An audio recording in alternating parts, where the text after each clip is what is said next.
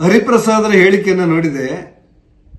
ಒಂದು ಕಾಲದಲ್ಲಿ ರಾಮ ಕಾಲ್ಪನಿಕ ಅಂತೇಳಿ ಕೋರ್ಟಿಗೆ ಅಫಿಡವಿಟ್ ಕೊಟ್ಟವರು,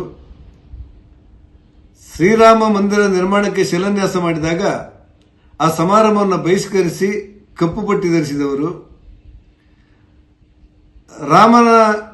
ರಾಮ ಮಂದಿರದ ಶಿಲಾನ್ಯಾಸಕ್ಕೆ ರಕ್ತದ ಓಕುಳಿ ಹರಿಯುತ್ತೆ ಅಂತ ಬೆದರಿಕೆ ಹಾಕಿದವರು, ಆ ಬಾಬರಿ ಮಸೀದಿಯನ್ನು ವಿಸರ್ಜನೆ ಮಾಡುವ ಸಂದರ್ಭದಲ್ಲಿ ರಾಮ ಭಕ್ತರನ್ನು ಗುಂಡಿಟ್ಟು ಕೊಂದು ಸರ್ವ ನದಿಗೆ ಎಸೆದವರು, ಇವತ್ತು ರಾಮನ ಬಗ್ಗೆ ತುಂಬಾ ಪ್ರೀತಿಯಿಂದ ಮಾತನಾಡುವುದು ಬಹಳ ಒಳ್ಳೆ ಬೆಳವಣಿಗೆ ಅಂತ ಅನಿಸುತ್ತೆ.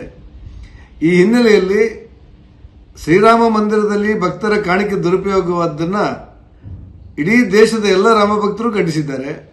ಆ ದುರುಪಯೋಗ ಮಾಡಿದವರ ಮೇಲೆ ಒಂದು SIT ರಚನೆ ಮಾಡಿ ಅದರ ಬಡ್ಡಿ ಸಮೇತ ವಸೂಲು ಮಾಡೋದ್ರ ಜೊತೆ ಆ ಶ್ರೀರಾಮನ ಕಾಣಿಕೆಯನ್ನು ಯಾರ್ಯಾರು ದುರುಪಯೋಗ ಮಾಡಿದ್ದಾರೆ ಅವರಿಗೆಲ್ಲರನ್ನ ಜೈಲಿಗೆಟ್ಟುವಂತ ಕೆಲಸಗಳು ಕೂಡ ಆಗ್ತಾ ಇದೆ.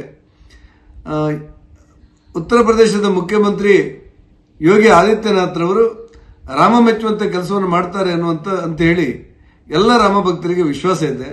ನಾನು ಕಾಂಗ್ರೆಸ್ಸಿಗೆ ಹೇಳ್ತಾ ಇರೋದು, ದಿಢೀರಾಗಿ ನಿಮಗೆ ಇವತ್ತು ರಾಮನ ಬಗ್ಗೆ ಪ್ರೀತಿ ಬಂದಿರುವುದು, ರಾಮನ ಬಗ್ಗೆ ಭಕ್ತಿ ಬಂದಿರುವುದು, ರಾಮನ ಭಕ್ತರಾಗಿ ಪರಿವರ್ತನೆ ಆಗುವುದು ಒಂದು ರೀತಿ ಒಳ್ಳೆ ಬೆಳವಣಿಗೆ ಅಂತ ನಾವು ಒಪ್ತೇವೆ.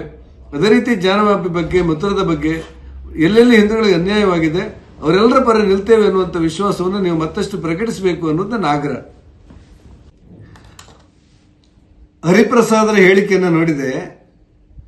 ಒಂದು ಕಾಲದಲ್ಲಿ ರಾಮ ಕಾಲ್ಪನಿಕ ಅಂತೇಳಿ ಕೋರ್ಟಿಗೆ ಅಫಿಡವಿಟ್ ಕೊಟ್ಟವರು, ಶ್ರೀರಾಮ ಮಂದಿರ ನಿರ್ಮಾಣಕ್ಕೆ ಶಿಲಾನ್ಯಾಸ ಮಾಡಿದಾಗ ಆ ಸಮಾರಂಭವನ್ನು ಬಹಿಷ್ಕರಿಸಿ ಕಪ್ಪು ಪಟ್ಟಿ ಧರಿಸಿದವರು,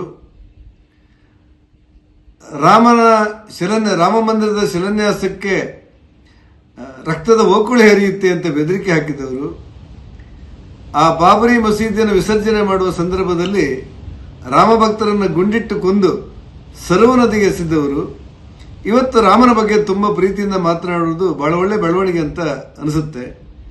ಈ ಹಿನ್ನೆಲೆಯಲ್ಲಿ ಶ್ರೀರಾಮ ಮಂದಿರದಲ್ಲಿ ಭಕ್ತರ ಕಾಣಿಕೆ ದುರುಪಯೋಗವಾದ್ದನ್ನ ಇಡೀ ದೇಶದ ಎಲ್ಲ ರಾಮ ಭಕ್ತರು ಖಂಡಿಸಿದ್ದಾರೆ.